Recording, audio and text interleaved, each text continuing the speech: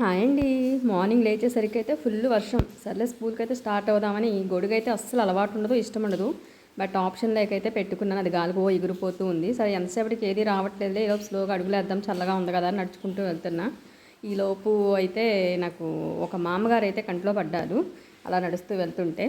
So ఆటోనో బస్సో వచ్చేలోపు ఆవిడని interview చేద్దాం అసలు ఏంటా అని చెప్పి చూశాను. చిన్న ఇల్లు, ఆవిడ ఒక్కటే ఉంటారంట. చక్కగా వినాయకుడిని పెట్టారు చిన్న గూడులో. ఇంత వర్షంలో కూడా ఆవిడ పసుపులు ముగ్గులు పెట్టుకున్నారండి. బయట అంతా వర్షం చూడండి నీళ్ళతో ఎలా నిలిచిపోయిందో. ఆ చిన్ని ఒక్క గది రూమ్లో ఆవిడ ఒక్కటే ఉంటారంట. సో ఇంకా ఆవిడైతే లోపల ఇల్లు క్లీన్ చేసుకుంటూ చూశారు. గోంగూర మొక్కలు, కూరగాయ మొక్కలు అన్నీ కూడా ఉన్నంతలో అన్నీ మంచిగా పెట్టుకున్నారు. ఆ ఒక్క చిన్న రూమ్లో కూడా చాలా నీట్గా పెట్టుకున్నారు.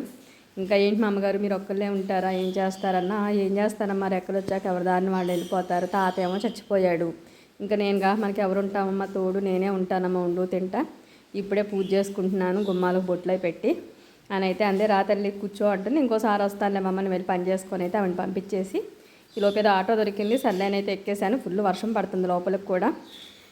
ఇంకా కానీ దారిలో అయితే చాలా ఎక్సలెంట్గా అనిపించింది క్లైమేట్ అయితే.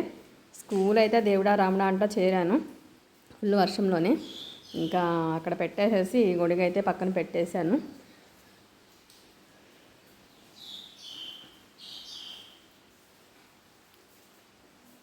ఫస్ట్ మనకి కాఫీ తాగటం అయితే అలవాటు కదా, అవన్నీ ఎక్కడెక్కడ పడేసేసి కాఫీ అయితే పెట్టేసుకుని తాగేస్తున్నాను. బయటకు వచ్చి చూశాను అసలు సిచ్యువేషన్ ఎలా ఉందని. వర్షం ఇంకా పెరిగింది.